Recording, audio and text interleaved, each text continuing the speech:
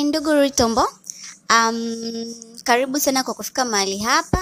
Sasa tunahitaji utuelezee jinsi gani tukio lilivyokuwa, maana hakuna mshahidi mwingine zaidi yako. Wewe ndio ulishuhudia tukio zima A mpaka Z. Hebu utuelezee tukio lilivyokuwa ili jamii ifahamu na tujue namna ya kukusaidia. Marizia mbere Ruta shika bilionea namba 1 duniani. Haya tuendelee. Wale waizi waliingia kwanza, walikuwa wamevaa maski nyeusi, ilikuwa sijaona. Mimi nilizani ni wa Colombia, nilizani wa Filipino, mimi nilizani wa Korea wamekuja kunivamia kwa sababu mimi najua siri nyingi zao, kumbe ni vibongo. Alafu cha ajabu vikachukua milioni 10. Baadaye vichukua kitu cha maana, vingechukua hata Rolls Royce ile nunua kule Ujerumani, vikachukua milioni 10. Ndugu yangu, yani hapo sijakuelewa. Yani milioni 10 au milioni 10? Mwandishi wa habari acha wenge. Milioni 10 dola ndo alichukua. Ilikuwa ni budget ya kwenda kusafishia gari langu pale Ujerumani na kulipaka rangi mpya, ndo akanivurugia hicho kibudget. Mimi nataka tu niwajue, niwaongezee, maana nimeona ni maskini sana. Nataka niwaongezee fedha wakajiendeleza kimaisha, waache uwizi.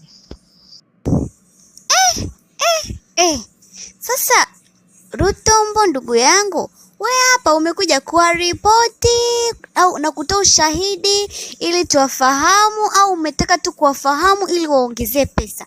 Maana mimi sijaelewa haswa cha wewe kuja hapa, maana mimi nikajua unataka tushirikiane na wewe, utoe ushahidi mzuri, tuwakamate wafunge gerezani. Lakini naona kama utaki hata kisa hilo swala la kuwafunga, unataka tu kuwapatia pesa nyingine. Huoni hapo unazidi kwa kuza wezi, watazidi kuibia tena siku nyingine ili waongezee.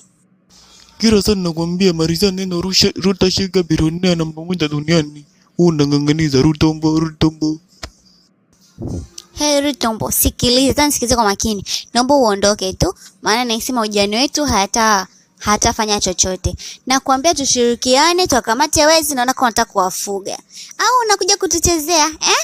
Mimi sina muda wa kuchezea hapo. Unajua mimi ni mwandishi wa habari tena mkubwa ninaofahamika. Naona kama unanipotezea muda. Naondoka. Mwandishi wa habari acha panichi kwanza, tulie nisikilize. Sema ni tatizo la msijini wote, mnapanichi vitu vya ajabu. Tulia kwanza nikupe. Tena kuwa na adabu sana. Yaani kuwa na adabu kabisa kijana, sawa? Hizo dharau zako za kihai unaojiona una pesa wewe kuliko watu wote duniani usiniletee mimi, sawa? Nani kwanza na panic? Mimi na panic. Ulinihitaji nikufanyie mahojiano. Alafu nani maskini shika adabu yako wewe kijana. Ondoka tena, ondoka. Yaani unanitia kichefuchefu. Ondoka. Yaani haraka ondoka. Mwandishi wa habari acha panichi, tuongee tumbarize. Mimi nimekuja hapa ili niwajue tu wale waizi. Alafu unaona unaanza panichi. Hilo ni tatizo la msijini. Sema kama unataka kitu kingine nikupe, kama unataka fedha nikupe.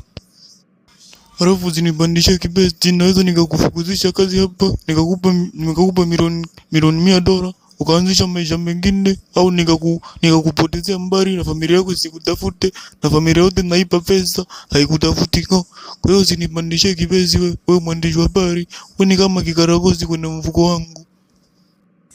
Guards! Walinzi! Na toeni takataka. Haya, toka.